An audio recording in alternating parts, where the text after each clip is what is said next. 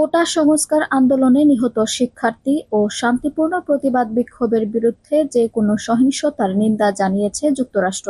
একই সঙ্গে শান্তিপূর্ণ বিক্ষোভকারীদের অধিকার সমুন্নত রাখার জন্য সরকারের প্রতি আহ্বান জানিয়েছেন যুক্তরাষ্ট্রের পররাষ্ট্র মন্ত্রণালয়ের মুখপাত্র ম্যাথিউ মিলার। বুধবার যুক্তরাষ্ট্রের পররাষ্ট্র মন্ত্রণালয়ে নিয়মিত ব্রিফিংয়ে যুক্তরাষ্ট্র এই আহ্বান জানিয়েছেন। ব্রিফিংয়ে এক সাংবাদিক মুখপাত্র ম্যাথিউ মিলারকে প্রশ্ন করেন, বাংলাদেশের ছাত্র বিক্ষোভের উপর দমনপীড়ন চলছে। শাসক গোষ্ঠী এ পর্যন্ত কমপক্ষে 6 জনকে হত্যা করেছে। বিশেষ করে শাসক দলের ছাত্র বিষয়ক সংগঠন ছাত্রলীগ ছাত্রদের বিরুদ্ধে, বিশেষত নারী ও মেয়েদের বিরুদ্ধে নৃশংসতা দেখিয়েছে। তারা গত 15 বছর ধরে বারবার এটা করে যাচ্ছে। আপনারা কি ছাত্রলীগকে একটা সন্ত্রাসী সংগঠন, টেরোরিস্ট অর্গানাইজেশন হিসেবে বিবেচনা করবেন? জবাবে ম্যাথিউ মিলার বলেন, সুনির্দিষ্ট করে এটা নিয়ে আমি কিছু বলতে চাইছি না, কিন্তু আমি এটা বলবো যে ঢাকায় শুরু হওয়া ছাত্রদের প্রতিবাদ বিক্ষোভে সহিংসতার বিষয়ে আমরা অব্যাহত মনিটরিং করছি। একই সঙ্গে আহ্বান জানাচ্ছি যে প্রতিবাদ হতে হবে শান্তিপূর্ণ প্রতিবাদ বিক্ষোভের বিরুদ্ধে যে কোনো রকম সহিংসতার অব্যাহতভাবে নিন্দা জানাই আমরা।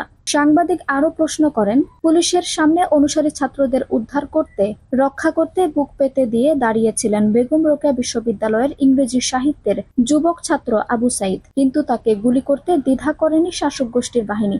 এমনকি তার বন্ধুদের উদ্ধারের চেষ্টা যখন করছিলেন তিনি, তখন সাইদ বুঝতেও পারেননি তাকে গুলি করা হয়েছে।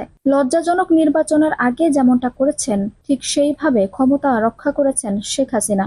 তখন যুক্তরাষ্ট্রের পররাষ্ট্রমন্ত্রী অ্যান্থনি ব্লিংকেন বলেছিলেন, বাংলাদেশের নির্বাচন পর্যবেক্ষণ করছে সারা বিশ্ব, এজন্য প্রয়োজনীয় সব রকম পদক্ষেপ নেবে পররাষ্ট্র মন্ত্রণালয় এবং যুক্তরাষ্ট্র। কিন্তু যখন জনগণের অধিকার কেড়ে নেওয়া হলো, তখন আকস্মিকভাবে আপনারা নীরব হয়ে গেলেন। এটা কেন? জবাবে ম্যাথিউ মিলার বলেন, সবার আগে আমি বলবো এ অভিযোগ সঠিক নয়।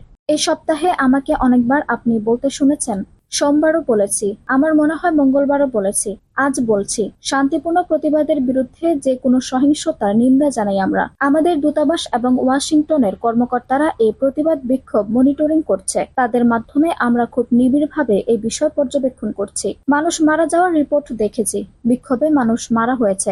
আমরা আরও একবার সরকারকে আহ্বান জানাবো শান্তিপূর্ণ প্রতিবাদ বিক্ষোভে মানুষের অধিকার সমুন্নত রাখতে। আঞ্চুন হক আরবি, টাইম নিউজ ডেস্ক।